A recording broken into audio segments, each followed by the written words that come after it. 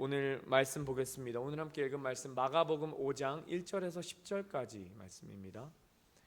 마가복음 5장 1절에서 10절까지 말씀입니다. 제가 한 절, 여러분이 한 절 이렇게 교독하여 읽도록 하겠습니다. 예수께서 바다 건너편 거라사인의 지방에 이르러 배에서 나오심에 곧 더러운 귀신 들린 사람이 무덤 사이에서 나와 예수를 만나니라. 그 사람은 무덤 사이에 거처하는데 이제는 아무도 그를 쇠사슬로도 맬 수 없게 되었으니 이는 여러 번 고랑과 쇠사슬에 매였어도 쇠사슬을 끊고 고랑을 깨뜨렸으므로 그리하여 아무도 그를 제어할 힘이 없는지라. 밤낮 무덤 사이에서나 산에서나 늘 소리 지르며 돌로 자기의 몸을 해치고 있었더라.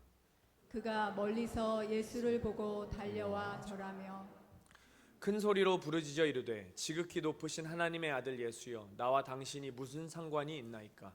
원하건대 하나님 앞에 맹세하고 나를 괴롭히지 마옵소서 하니 이는 예수께서 이미 그에게 이르시기를 더러운 귀신아 그 사람에게서 나오라 하였습니다. 이에 물으시되 내 이름이 무엇이냐? 이르되 내 이름은 군대니 우리가 많음이니이다 하고 자기를 그 지방에서 내보내지 마시기를 간구하더니. 아멘. 여러분, 한 유튜브 채널에서요 이런 비디오를 만들어서 되게 재밌게 본 기억이 있습니다. 이제 2040년, 2050년도에 있을 이야기라면서 유튜브를 만든 건데, 이제 철저하게 모든 것을 50대 50으로 나누는 부부의 이야기였어요. 어떤 거냐면 남편이 딱 설거지 50%만 하고요 와이프에게 넘겨줍니다. 그럼 나머지 50%를 와이프가 합니다. 아니면 음식물 쓰레기를 버리면요 남편이 내가 음식물 쓰레기 버렸어 넌 뭐해? 이것까지는 괜찮은데 이제 식사도 무조건 50대 50, 다 50대 50으로 나누는 거였어요. 근데 이제 왜 그런 비디오를 만들었을까 생각을 했을 때 어떤 생각이 들었냐면, 어느 순간부터 우리가 특히 현대 사회에서는요 사랑이라는 것을 이야기할 때도 뭔가 자꾸 논리적이고 이해 가능한 만큼만 하려고 하는 경향이 있는 것을 그 비디오가 이렇게 꼬집은 게 아닐까라는 생각을 해봤습니다. 이만큼 했으면 저쪽에서 나한테 이만큼 해줘야 된다. 아니면 내가 이만큼 했으니까 된 거다. 내가 먼저 했다. 뭐 내가 먼저 이렇게 했는데 왜 저 사람은 나한테 안 해주지? 이런 약간 기브 앤 테이크를 계산하는 시대를 살아가고 있는 것을 꼬집은 것 같아요. 그런데 요즘 또 이런 말도, 제가 한국에 안 간 지가 2년째 돼서 정확히는 모르겠는데, 이렇게 뭐 커뮤니티나 유튜브 보면은 이렇게 뭔가 계산이 안 맞았을 때 그것은 좋은 사랑이 아니라라고 말하는 사람도 있는 것을 보았었습니다. 여러분, 그런데 성경에 보면, 성경에서 말씀하고 있는 사랑의 정의는 한 번도 계산적이지 않았다는 거예요. 여러분께서 혹시 좋아하실지는 모르겠지만 제가 참 감명 깊게 은혜 받으면서 봤던 영화를 하나 소개시켜 드리고 싶어요. 그것은요 한 영웅에 대한 이야기인데요 아이언맨에 대한 이야기입니다. 여러분, 아이언맨이라고 마블에서 만든 이 만화가 있어요. 근데 이게 되게 제 또래들 또 제 위아래로 되게 큰 인기를 끌었었는데, 이제 그 다양한 영웅들을 하나로 모아서 영화를 만드는데, 그거를 What was the name of the movie? Avengers라는 영화였어요. 근데 이 어벤져스에서는요 진짜 말도 안 되게 강력한 이 빌런이 등장합니다. 그 중에서도 제일 강력했던 게 그 타노스라는 악역이었어요. 이 타노스가 뭐 했냐면 이 작은 스톤들을 다 모아서 건틀렛을 끼고 스냅을 했더니 지구의 절반, 온 우주의 절반의 생명이 사라졌습니다. 이제 이것을 엔드게임이라는 영화에서 이 사람들을 다시 살려내려고 영화를 하나 더 만들었어요. 엔드게임이라고.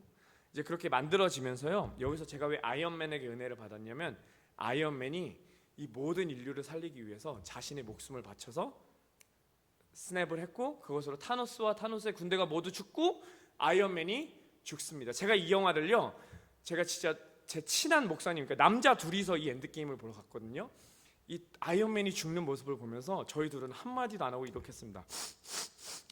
여러분, 영화관에서 남자 둘이 앉아서, 그것도 성인 남자 둘이 앉아서 이 아이언맨의 모습을 보면서 슬퍼했어요. 이렇게 말하면 이 아이언맨이라, 이 영화를 안 보신 분들은 이렇게 생각할 거예요. 아이언맨 진짜 좀 대단한 사람이었나 보다. 아니에요. 이 사람은요, 그 누구보다 이기적인 사람이었습니다. 그냥 진짜 돈 많고 진짜 능력 있는 집안에서 태어난 천재적인 아이였어요. 이기적이었고요. 이기적이라는 말은 자기밖에 몰랐습니다. 그런데 이 사람이 인류를 위해 희생하게 되는 계기가 있는데, 그게 다른 게 아니라 이 사람에게 자기가 사랑하는 여자가 생겼고, 그 여인에게서 내가 너를 I love you 3,000 something 300 3,000 이렇게 내가 너를 3,000만큼 사랑해라고 말하는, 그렇게 말하는 사랑하는 딸이 생겼어요. 그러니까 자기가 사랑하는 사람이 생기니까, 자기가 사랑하는 존재가 생기니까, 다시 말하면 자기에게 사랑이 생겼더니 이 말도 안 되는 희생을 하게 되는 캐릭터로 바뀌게 되었습니다. 여러분, 이렇게까지 말했으면 다음에 무슨 얘기 할 건지 아마 아실 거예요. 아이언맨보다 더 무모하고 더 말도 안 되게 계산에 맞지 않게 사랑을 하신 분이 있으니 그게 바로 예수님이셨습니다. 예수님을 위해서 우리가 도대체 무엇을 했을까요? 예수님을 위해서 인류가 무엇을 했나요? 예수님께 감사하기를 해봤나요? 충성했나요? 믿음이 있었나요? 순종을 했었나요? 솔직히 말하면 인간은 예수님이 오셔도 그 예수님을 알아보지 못할 정도로 타락한 죄인들이었습니다. 그런데 그 예수님은요, 우리를 살리기 위해 하나님이신 그분이 인간의 몸을 입고 오셨고, 바다를 건너셨고, 십자가를 지셨고, 조롱과 고통을 견디셨으니 그 이유는 단 하나, 우리를 사랑하셨기 때문이라는 겁니다. 그래서 과거에 몇 년 전에 굉장히 큰 은혜를, 많은 사람에게 은혜를 끼쳤던 한 찬양의 가사가 있었어요. 그 찬양이 뭐였냐면 Reckless Love. 오늘 설교 본문의 제목과도 같은 무모한 사랑이었다는 찬양이었습니다. 오늘 저는 이 예수님의 무모한 사랑을 가장 잘 나타낸 이야기 중 하나인 거라사의 광인 이야기를 하고 싶어요.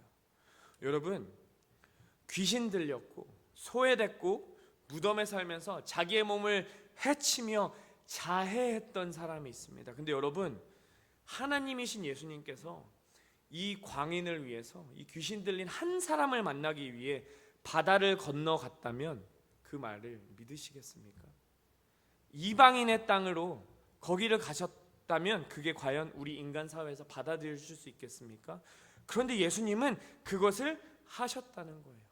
이 거라사는 지역라는 지역을 우리가 좀 집중했으면 좋겠습니다. 이 거라사는요, 이방인의 땅이었다고 해요. 이 이방인의 땅인데 그냥 이방인의 땅이 아니라 귀신 들린 자로 악명 높았던 땅이었어요. 사람들은 알았습니다. 야, 거라사라는 지역에 갔더니 그 지역에는 귀신 들린 사람이 산다더라. 네, 귀신 들린 사람이 어느 정도냐면은 돌 들고 다닌다, 밤낮으로 소리 지르고 다닌다. 누가 보아도 가면 안 되는 곳이었고요. 더 나아가서 갈 수 있었더라도요, 가고 싶지 않았던 곳이 이 땅이었어요. 그런데 예수님은 그곳으로 가십니다. 왜? 그곳에 이 한 사람이 있었기 때문입니다. 여러분, 예수님의 사랑에 대해서 우리가 함께 오늘 나누고 싶은데요, 가장 먼저 여러분께 말씀드리고 싶은 것은요, 예수님은 단 한 사람을 위해서라도 움직이신다는 거예요. 세상이 손절한 사람, 가족들이 포기한 사람, 자기 자신도 스스로를 해치는 그 사람을 위해서 예수님은요, 예수님의 무모한 사랑은 그 한 사람을 통해서 바다를 건너시는 사랑이라는 겁니다. 여러분, 오늘 본문 1절은 이렇게 시작합니다. 우리 함께 읽어볼까요? 한 목소리로 읽어보겠습니다. 그들이 바다 건너편 거라사인의 지방에 이르러. 여러분, 예수께서 이렇게 하셨다는 것은요, 성경에서는요 절대 그러니까 이 당시에 성경을 쓰기 위해서는 이 스크롤에다가 잉크로 썼는데, 예를 들어서 바울 서신을 예로 들어보면 바울 서신 한 편을 쓰기 위해서요, 그 당시에 배달비가 아니라 이 바울 서신을 쓰기 위한 재료비로만 약 지금 돈으로 150불 정도가 들었다고 합니다. 그러니까 그 말은 성경에 쓰여진 모든 단어들은요, 이 성경을 쓴 저자들이 의도와 목적을 갖고 분명하게 썼다는 거예요. 한 단어도 성경 속에서는요, 한 단어도 지금 우리가 타이핑하거나 핸드폰으로 치는 것처럼 무료로 타이핑할 수 있는 게 아니기 때문에 한 단어도 우연히 쓴 단어가 없고요, 한 단어도 허투루 쓰여진 단어가 없습니다. 왜? 이 모든 한 획 한 획이 다 돈이었거든요. 그러니까 여기서요, 이 단어는요, 예수께서 바다 건너편 거라사인의 지방에 이르러라는 이 단어를 썼을 때 마가는 무언가 분명한 의도와 결심과 목적을 보여주는, 그게 뭐냐면 예수님의 의도와 결심과 목적이었다는 거예요. 다시 말씀드리면 예수님이 그냥 길을 가다가 거라사 지방에 우연히 도착한 게 아니라는 거예요. 예수님께서는요, 바다 건너편, 즉 바다를 건너가야 되는 엄청난 결심을 하셨어야 했다는 겁니다. 그런데 이 결심을 하기 위해서는 또 뭐 하셨어야 되냐면, 예수님께서는요, 이 바다를 건너면 무슨 일이 있었는지를 알고 바다를 건너셨어요. 여러분, 제가 조금 아까 말씀드린 이 거라사 땅을 다시 한번 말씀드려 볼게요. 거라사 지방은요, 이방인의 땅이었습니다. 데카폴리스라는 지역에 있었는데, 데카폴리스가 뭐냐면 이 당시에 헬라어로 데카, 10, 폴리스 도시입니다. 10개의 도시들이 만들어져서 모여있는 지역이었어요. 근데 이방인들은 어떤 존재였느냐? 유대인들에게 이방인은 상종하고 싶지 않은 자들이었어요. 나는 거룩한 선민인데 너희는 이방신을 믿는 더러운 자들이야. 일단 이방인의 땅에 가는 것조차 원하지 않았었습니다. 그런데 더한 게 있었어요. 여러분, 오늘 우리가 이 내용을 많이 들으셔서 알겠지만 이 군대 귀신 들린 자들을 예수님께서 어디로 보내셨냐면요, 돼지떼에게 보내셨습니다. 근데 여러분, 율법에서 돼지는 깨끗하지 않은 부정한 짐승입니다. 그러니까 이 지금 거라사는 부정한 짐승을 키우고 있는 부정한 땅이에요. 근데 거기에는 뭐가 있냐? 무덤이 있습니다. 그 무덤에는 누가 사냐? 귀신 들린 자가 밤낮으로 소리 지르면서 돌아다니는 곳입니다. 그러니까 율법적으로도 그렇고 사회적 통념으로도 그렇고 그 당시에 거라사라는 지역은 유대인들은 가고 싶어 하지 않던 지역이에요.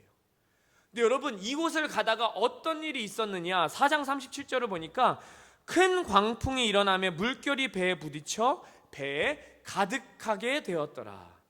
여러분, 예수님이 갔던 길은 지금 우리가 생각하는 것처럼 31번, 465번, 69번 고속도로가 아니라요, 풍랑이 일은, 그것도 광풍이 일어서 배에 부딪혀서 배에 물이 차는, 목숨이 왔다 갔다 하는 그 길을 갔다는 거예요. 아마 제자들은 광풍이 만났을 때 예수님께 이렇게 물어봤을 거였어요.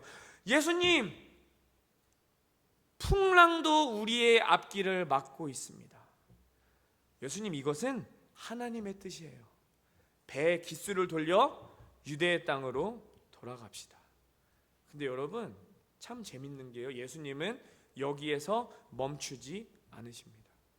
그 풍랑을 뚫고 가세요. 왜? 오늘 말씀해 보니까 이 한 사람을 만나기 위해서.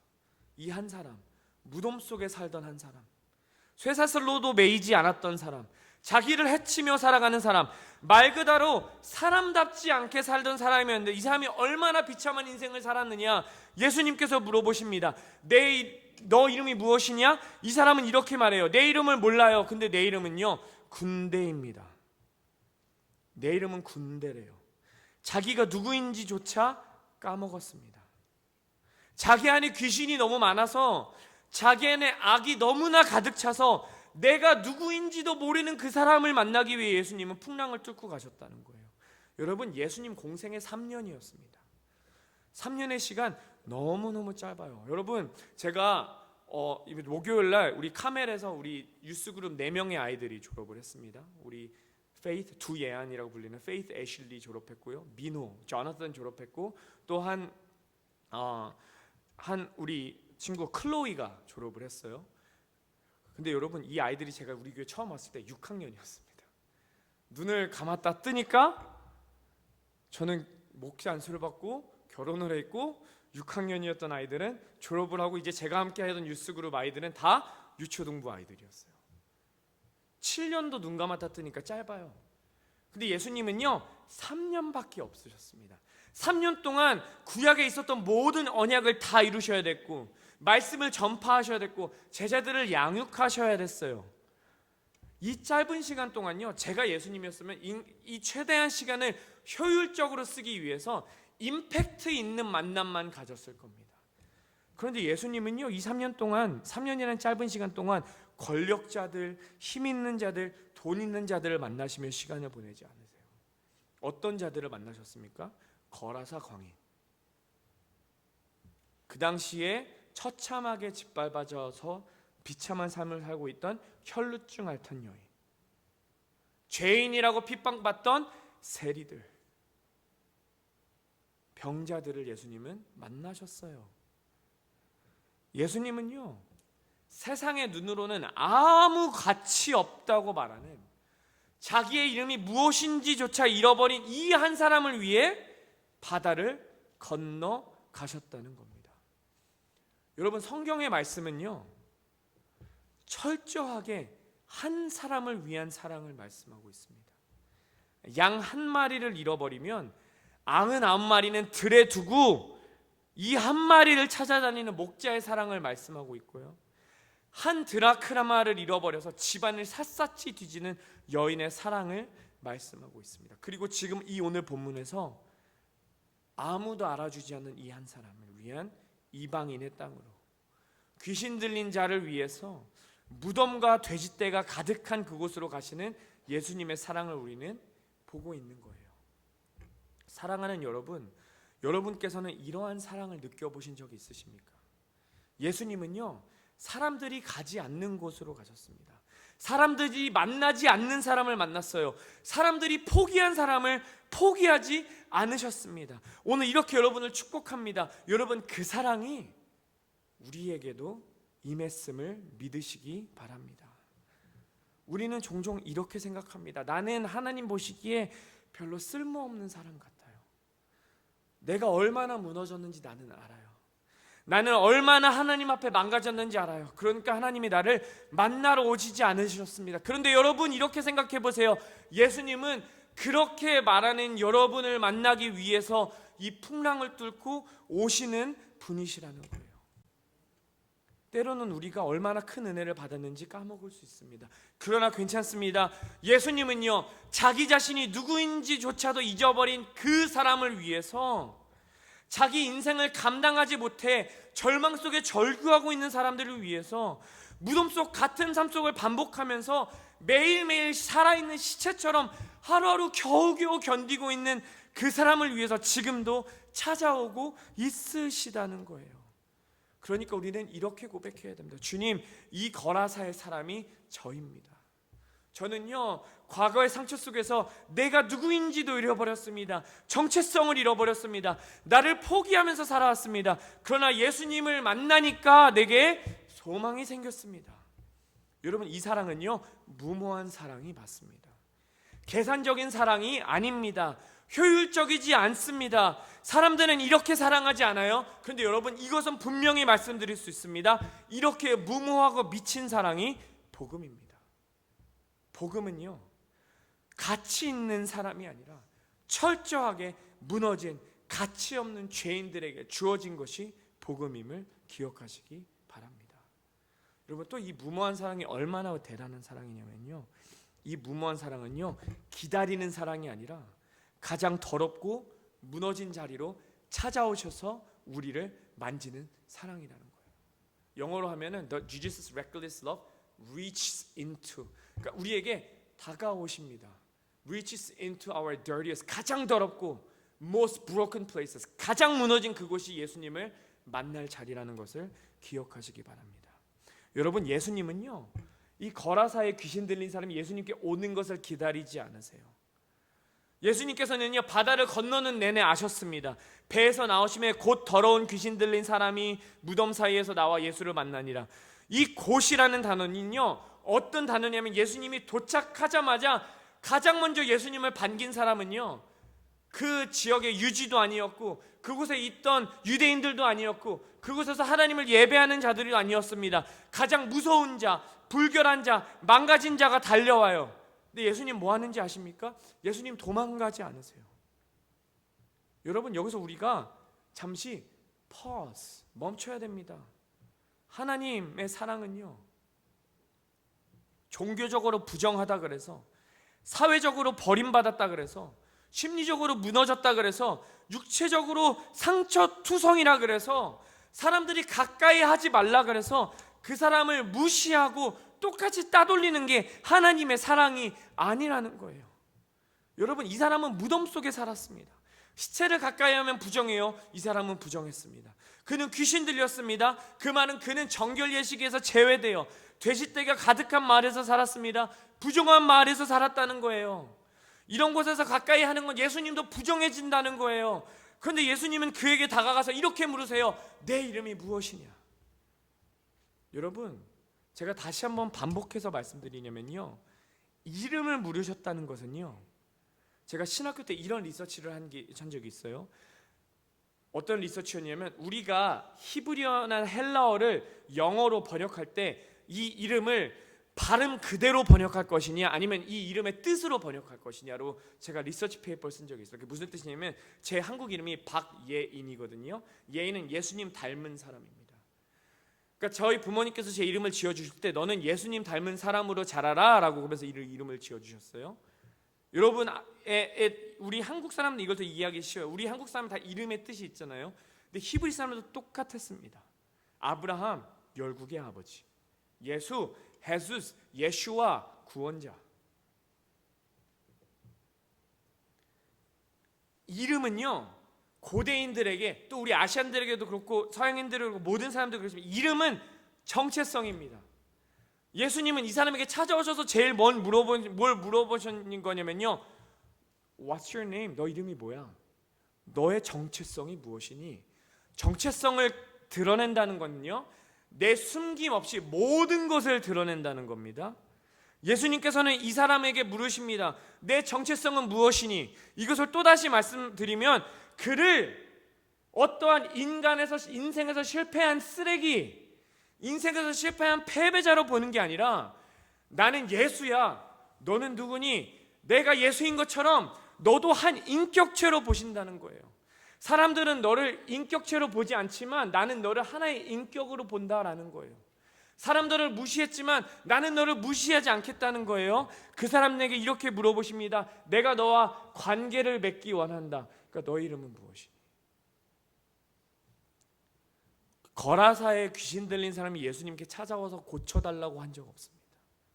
근데 예수님은요, 이 사람이 가장 비참하게 실패하고 무너진 그 자리로 찾아와서 이렇게 말씀하세요.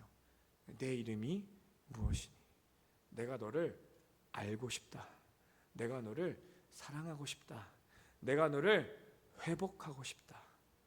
그랬더니 이 사람은 이렇게 말해요. 내 이름은 군대니 우리가 많음이요. 얼마나 비극적입니까? 내가 누구인지조차 잃어버렸습니다. 자기를 군대, 내 이름은 귀신의 총집합체입니다라고 말해요. 얼마나 비참합니까? 그는 더 이상 내가 아니에요. 내가 누구인지조차 잃어버렸고 귀신에게, 악에게 완전히 먹혀버렸습니다. 우리 안에도 이런 목소리들이 있지 않습니까? 나는 실패자입니다. 너는 누구니? 나는 죄인입니다. 너는 누구니? 나는 중독자입니다. 너는 누구니? 나는 나의 관계를 망친 사람이고요. 나는 늘 상처 주는 사람입니다. 그것은요, 여러분, 사탄이 우리에게 준 거짓된 이름표예요. 그런데 그 이름표에 속아서 우리는 그것으로 정체성을 갉아먹고 우리도 이렇게 귀신 들린 자처럼 나는 누구인지 잊어버린 채 이렇게 살고 있다는 거예요. 그런데 예수님은 그곳까지 찾아오십니다. 그리고 그 무덤 속에 살고 있는 우리에게, 상처더미 속에서 고통받고 있는 우리에게, 부끄러움과 죄책감 속에서 우리의 얼굴을 가리고 있는 우리에게 찾아오셔서 우리의 얼굴을 들으시고 우리에게 눈을 맞추시며 이렇게 물으십니다. 내 이름이 무엇이냐? 이 질문은 하나님께서 에덴 동산에서 죄를 지어서 숨어있던 아담과 하와에게도 동일하게 하셨어요. 아담아, 네가 어디 있느냐? 여러분, 하나님은 다 알고 계십니다. 그럼에도 불구하고 우리에게 묻으시는 이유는요, 우리로 하여금 다시 한번 하나님을 고백하기 원하시기 때문입니다. 예수님의 사랑은요, 거대한 곳에서 시작하지 않아요. 예수님의 사랑은 어디서 시작합니까? 우리의 가장 더러운 자리에서 시작됩니다. 성도 여러분, 여러분이 가장 말하고 싶지 않은 숨기고 있는 죄가 있으십니까? 그것이 무엇입니까? 여러분이 숨기고 싶은 실패가 있으십니까?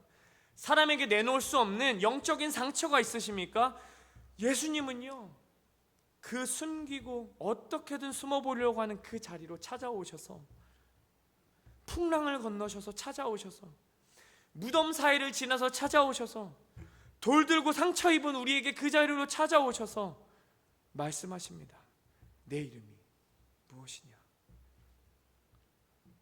여러분, 한 가지 더 말씀드리자면요, 예수님의 무모한 사랑은요, 회복을 넘어서 우리를 다시 보내시는 사랑입니다. 영어로 send us back, 다시 보내십니다. 우리 앞에서 크게 두 가지를 나누었습니다. 하나는 한 사람을 위해 바다를 건너셨고 그 한 사람이 있는 가장 더러운 무너진 자리에서 손을 내미셨다는 말씀이에요. 그러면 이제 내 정체성을 다시 발견했고 하나님 앞에서 회복됐다면 어떻게 살아가야 되는지를 한번 나눠보고 싶어요. 예수님의 사랑은 우리가 눈물 흘리고 은혜 받고 감동받았다고 끝나는 사랑이 아닙니다. 그 사랑은요, 그 사랑이 우리에게 들어오면 사람을 변화시키는 능력이 있습니다. 그렇게 변화받았으면 우리는 다시 세상으로 보내지는 소명을 받게 된다는 거예요. 오늘 우리가 본문이 길어져서 읽지는 않았지만 뒤에 보면요, 예수님께서 이 군대 귀신 들린 자에게 명하십니다. 이 군대 귀신들은 다 돼지떼로 옮겨가고 이 돼지떼는 그래서 절벽으로 뛰어내려서 다 죽어요. 그랬더니 돼지 치던 자들이 두려워서 어떻게 하느냐, 마을 사람들에게 가서 이 사실을 알립니다. 그랬더니 이런 일이 벌어져요. 14절 15절 제가 읽겠습니다.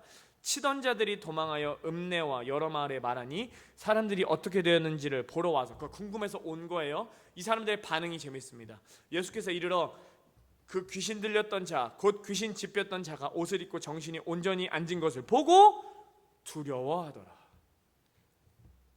이전까지는 벌거벗고 있었어요. 자기 몸을 돌로 찢으면서 돌아다녔어요. 아무도 가까이 오지 못했어요. 근데 지금 이 사람은 어떤 존재가 됐습니까? 옷을 입고 정신이 온전해졌고 예수님 곁에 앉아 있습니다. 예수님께 구원을 받은 사람 살았습니다. 치유만 받은 게 아니라 그는 예수님의 관계 속으로 돌아왔어요. 예수님의 곁에 있다는 것은 단순히 물리적인 행동이 아니에요. 그는 이제 예수님의 제자처럼 앉아 있습니다. 그가 예수님께 부탁합니다. 예수님, 제가 예수님과 함께 하기를 원해요. 예수님과 함께 떠나도 됐을까요? 왜 이런 말을 했을까요? 그는 그를 보러 온 사람들 눈 속에서 두려움을 받습니다. 이 장면에서 그는 이렇게 느꼈을 거예요. 주님, 제발 저를 데려가 주세요. 이 마을에서 저는 얼굴을 들고 살아갈 수가 없습니다. 사람들은 저를 예전에 미쳤던 사람이라고 기억할 거예요. 돌 들고 소리 지르던 사람이라고 저를 조롱할 거예요. 그러니까 주님, 저는 주님과 함께 가고 싶어요. 저 여기서 더 이상 살아갈 수 없어요. 이게 무슨 말이냐면 그는 그의 고통의 정소, 실패가 낙인처럼 찍힌 그 거리, 그를 두려워했던 사람들의 눈빛 사이로 돌아가는 것을 두려워했다는 거예요. 근데 19절에 보니까 예수님께서 그것을 허락하지 않으세요. 그를 다시 돌아가래요. 어디로 돌아가라고요? 그가 그렇게 떠나고 싶어 했던 마을로, 그가 그렇게 피하고 싶어 했던 거리로, 그가 가장 부끄러웠던 그 자리로 예수님께서 돌아가라고 명령하십니다. 네가 가장 망가졌던 그 자리로 돌아가라. 그리고 말해라, 하나님이 나를 불쌍히 여기셨다. 여러분, 복음은 여기서 완성되는 겁니다. 사랑은 단지 나를 감싸는 것으로 끝나지 않습니다. 내가 사랑을 받았다면 세상 속으로 나아가서 나 또한 사람들을 사랑으로 감싸 안아야 된다는 겁니다. 이 사람은 더 이상 귀신 들린 자가 아니에요. 이 사람은 예수님을 만난 자입니다. 회복된 자입니다. 은혜를 경험한 자입니다. 한 가지 더, 그는 이제 복음을 전하는 자입니다. 여러분, 예수님의 무모한 사랑은 우리를 만나고 끝나는 사랑으로 끝나는 게 아니라 우리를 세상으로 보내셔서 우리도 똑같이 무모하게 사랑하라고 부르심을 믿으시기 바랍니다. 여러분, 마지막으로 이렇게 상상해 볼까요? 이 사람이 마을에 다시 나타났을 때 사람들은 뭐라 그랬을까요? 야, 저 사람 봐봐. 그때 그 귀신 들렸던 사람, 무덤에서 살던 사람, 애들한테 절대 가지 말라고 했던 사람들 아니야? 그럼 이제 이 사람은요, 담대함으로 그들에게 다가갔을 겁니다. 맞아요, 나 그런 사람이었습니다. 내가 그 실패했던 사람이었고 무너졌던 사람이었고 찢어졌던 사람이었어요. 근데 여러분, 저를 보세요. 하나님이 나를 불쌍히 여기셨습니다. 예수님이 나를 만나주셨습니다. 그러니까 내가 여러분 앞에 이렇게 서 있을 수 있습니다. 여러분, 이 마을 사람들은 아마 충격을 받았거나 예수님께 돌아왔을 거예요. 그런데 여기서 가장 중요한 건요, 그 사람은 자신의 이야기를 끝까지 숨기지 않았습니다. 과거를 포장하지 않았습니다. 그가 예수님을 만났더니 그의 가장 부끄러운 치부가 그가 복음을 증거하는 복음의 증거로 변했다는 거예요. 사랑하는 여러분, 오늘 우리도 이 거라사의 사람처럼 주님의 무모한 사랑을 경험한 자들입니다. 우리는 모두 다 십자가를 경험한 자들이에요. 우리는 과거에 말하지 못할 죄가 있었고 사람들 앞에 서기 부끄러운 순간도 있었고 스스로 포기한 순간들도 있었습니다. 그런데 예수님은 십자가를 치고 우리에게 다가오셨습니다. 그럼 이제 우리가 해야 될 것이 있습니다. 그것은 다시 세상으로 그 사랑을 가지고 나아가는 겁니다. 우리의 가정 속으로, 우리의 일터 속으로, 우리의 학교 속으로, 우리의 친구들과 이웃들에게로, 나를 알아보는 사람들에게로 나아가는 겁니다. 그리고 그들에게 이렇게 고백하는 겁니다. 하나님의 나를 불쌍히 여기셨다. 예수님이 나를 살리셨다. 여러분, 우리에게 중요한 것은 우리가 과거에 상처받았냐 아니냐도 있지만 정말 중요한 것은요, 우리가 예수님을 통해 치료받았다는 겁니다. 이것이 복음의 완성이고 무모한 사랑의 마지막 장면입니다. 바다를 건너 무덤을 지나 우리를 다시 세우고 보내시는 그 사랑임을 기억하시기 바랍니다. 여러분, 오늘 우리는 누구를 위해 어디로 걸어가야 할까요? 혹시 우리 옆에 또 한 명의 거라사 사람이 있지는 않습니까? 가정 속에서, 교회 속에서, 직장 속에서, 우리의 외면 속에서 모두에게 잊혀져 있는 사람이 있지는 않습니까? 그렇다면 오늘 우리는 이 무모한 사랑을 들고 그들에게 바다를 건너 그들에게 우리의 모든 것을 걸고 이 복음을 전할 수 있는 우리 인디애나폴리스 한인장로교회가 될 수 있기를 간절히 축원드립니다. 우리 함께 기도하겠습니다. 사랑의 주님,